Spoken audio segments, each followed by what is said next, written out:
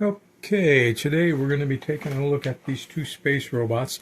Now, I've done a video on this space robot, opened it up and show you how it worked inside, because it had a very unique wobble cam to make the legs work. But I'll put a link to that video down below in case you haven't watched it and you want to. It's up to you. But this was the first one that was gifted and repaired, and all the plastic gears in there, but on the back it showed there was a TV version of it too.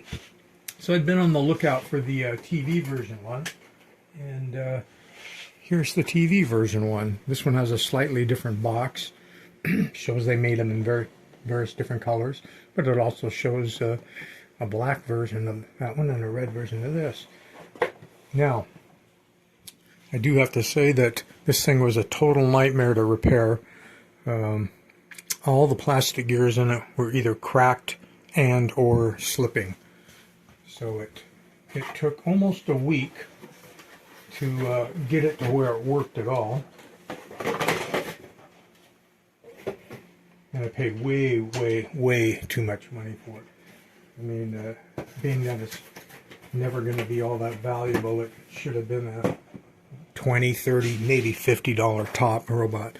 Let's just say after shipping it was closer to $200, which I totally regret. But having said that, it was my choice. And I really wanted the two of them, so I'd have both versions, and now I have both versions. And I'm kind of thinking maybe after we run this for a second, I'll go ahead and open that up and give you a peek in there, because it does have one very unique thing, just like the other one had a very unique walking mechanism. This one has a very standard walking mechanism, but it has a very unique clicker mechanism.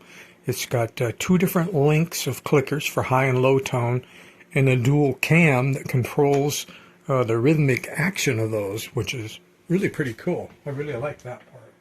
So let's see. I think we need more room. So I'll move that box up there. And first, let's. If it starts showing the picture thing, I'll try and move that closer to the camera, and we'll see what we can get there. Maybe I don't want this camera light on. It might swamp out the picture. So you got the walking, you've got the lit eyes, and I think pretty soon it should be coming up to the picture, so let's get it here. Yeah, I don't think the camera is going to pick it up. But listen to that clicking, isn't that cool? I can't think of a robot that it was harder to repair off the top of my head. Because every time you take it apart and fix one of the bad gears, another one would go bad. And then you put it back together, and then another one would go bad. Over and over and over again. Oh, you know what the other thing that's really crappy about this is the batteries. I'm actually going to say they're impossible to put in. And well, they're in there. They can't be impossible. Well, this upper one tucks up above. Now let's turn this light on. Tucks up above the plastic, and yet it has the spring-loaded base part down there. So that one, that's easy, because the compression part's up there, so you can deal with it. But this one,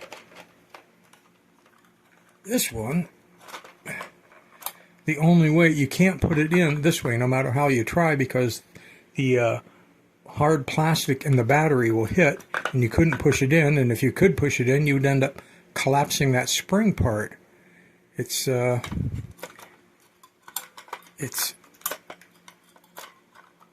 almost impossible. I don't know that a kid could get it back together, get it in there. But this one's easy. That one's very difficult. So let's lock that back up. You know, let's find a screwdriver.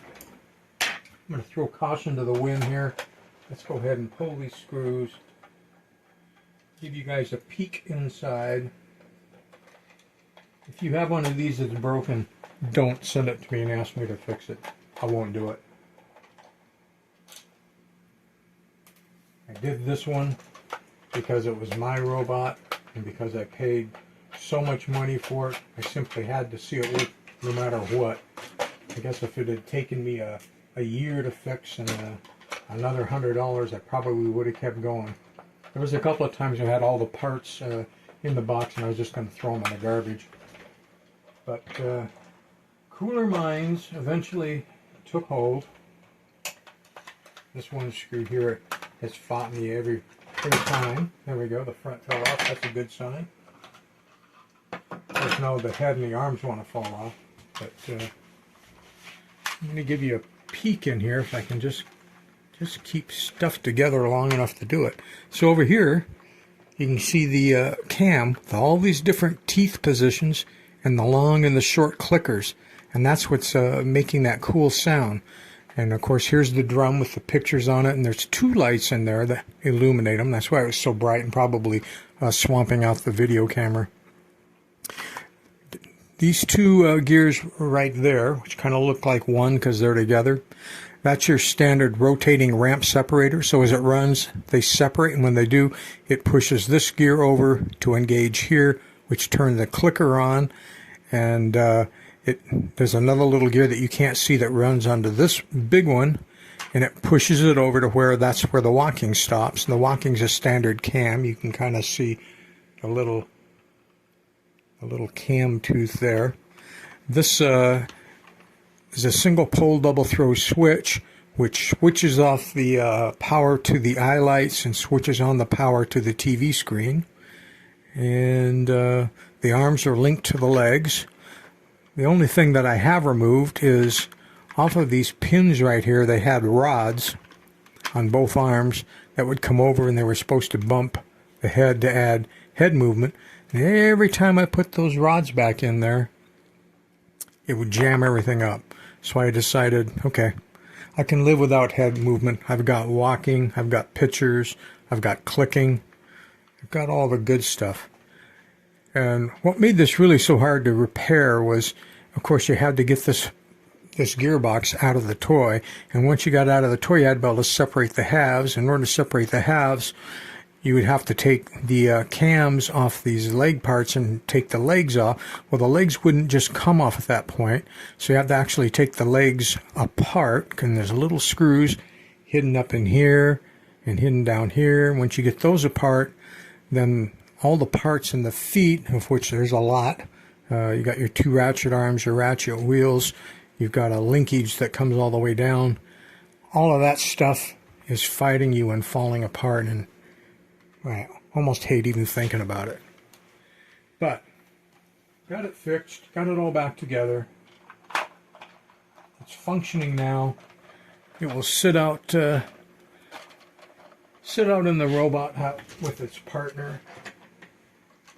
If I ever add another one, I'm going to make sure that I don't pay any more than $20 or $30 for it, say a color variation. And if it doesn't work, it'll probably stay that way and just be in the collection as a color variation. But right now I've got both versions, and both versions are working, which I think must make this a rare toy, because I don't think you're going to find one in 2026 that still works, because the plastic gears split, and the ones that don't split slip. Thank God it was screwed together though, huh? What a horrible thing that would have been if it wasn't able to be taken apart and put together.